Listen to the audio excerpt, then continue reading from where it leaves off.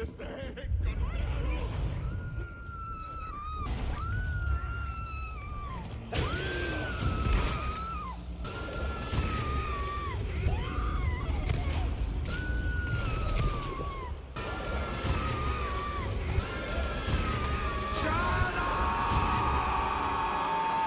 Shut up! Shut up!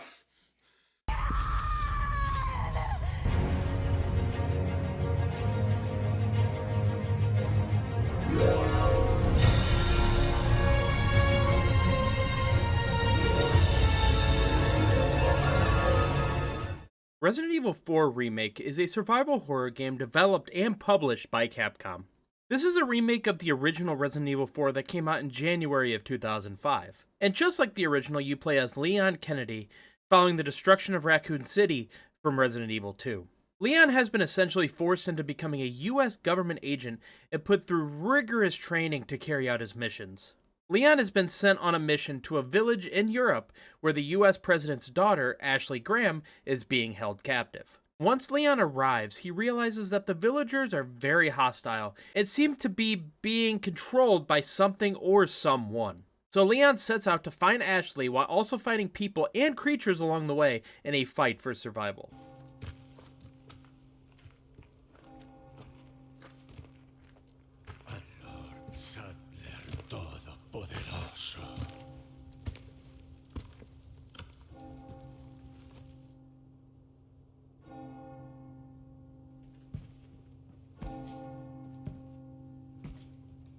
Dinner time!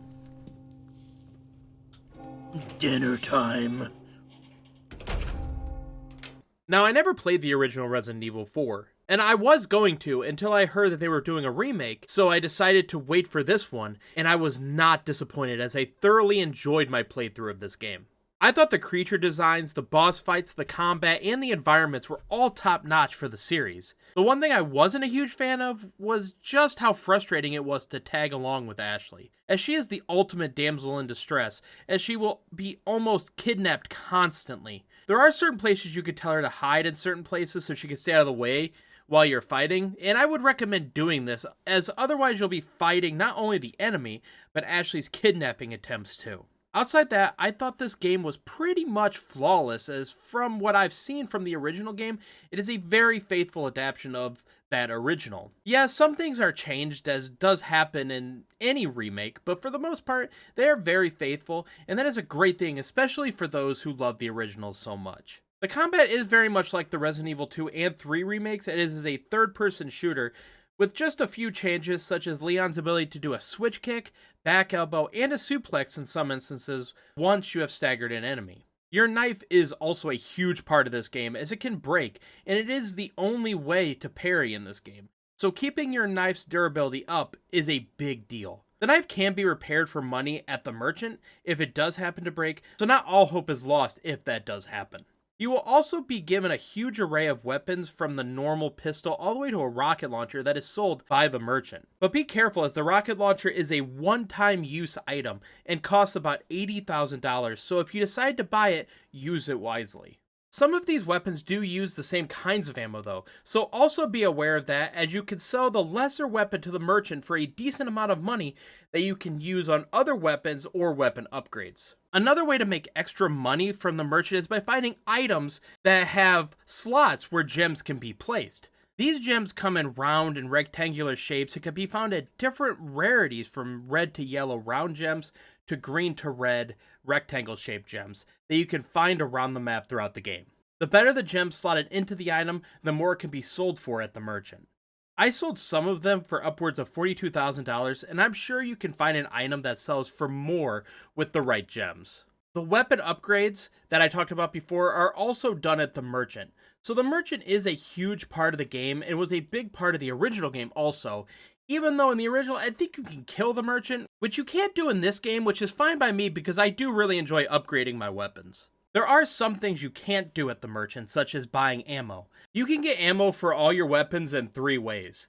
By killing enemies who will drop ammo sometimes, by breaking boxes and barrels that sometimes have ammo inside, and by crafting ammo yourself by finding gunpowder and resources. Ammo isn't the only thing that you can craft though, As just like the other Resident Evil games, you can find many items in the world that could be used to craft better items, such as finding green, yellow, or red herbs that can combine to create better items, such as combining green and yellow, which grants a permanent HP boost, and red and green, which restores your health 3 times as much as a single green herb.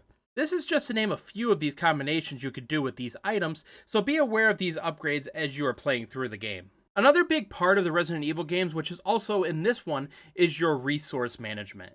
In this game, the resources are tracked within a suitcase that has minimal slots. These suitcases can be upgraded by buying new suitcases at the merchant, which may seem like a lot of money at the time, but with how many guns you may end up with, I feel like the case upgrades are a must and will make resource management so much easier. You can also customize your case at the save station that will give you perks such as increased drop rate for handgun ammo and resources. You can also hang charms on the case such as plus 20% bolts craft bonus frequency. These charms are found through the shooting range that can be found behind some of the merchant locations where you will see an elevator you will take down to the shooting range area. The better you do in the shooting range, the better coins you win.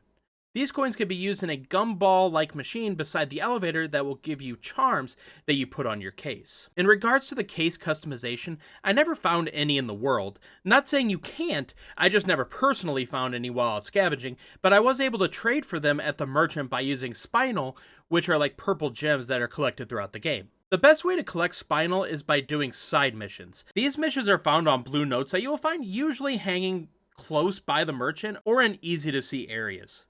These side missions include things like shooting all the blue medallions, killing rats, and fishing for big fish, just to name a few. Now, I do wish that there was a little more variety with these side missions, as I did the medallion side mission at least 6 times, but there are some side missions that have some fun and sometimes even some difficulty to them. Regardless, these side missions are worth it, as you can get anywhere from 2 to 8 Spinal from these missions alone that are invaluable if you want to do a lot of training with the merchant. Another big part of the game, just like the previous installments, are the puzzles you will do throughout. In this game, the puzzles include things such as spinning different colors around to make a stained glass window, and finding different paths for electricity on a computer to open up a different location on the map. This is just a couple of a lot of puzzles you will do throughout the game. I really enjoyed these puzzles, and I always do in these games, even though I am admittedly terrible at them. These puzzles have always done a fantastic job of breaking up the onslaught of enemies you will fight against, and I have always appreciated these games for that. In the end, this game is another fantastic job by Capcom. And even though I was annoyed by Ashley a lot throughout my playthrough, it's hard to deny just how fantastic this game is, and I understand now why people love the original game so much. So all that being said, I am giving Resident Evil 4 Remake a 9 out of 10. This is a fantastic game that implemented cool new ideas into the franchise. Leon is a very likable and badass protagonist who is amazing to play as in this game and in Resident Evil 2 of the Resident Evil games I have personally played so far. It'll be interesting to see where the Resident Evil series goes next, as I know that they are done with the Winter Saga in the new games, and Resident Evil 5 and 6 are not looked on fondly by a lot of fans, so I can't wait to see where they go with the series next. But what did you guys think of the remake? Did you like it even more than me? Do you like Ashley a lot more than I did? Or did you dislike all of it? Let me know in the comment section below. But that's going to do it for this review. Thank you guys so much for watching, and I will see you in the next one. Bye guys.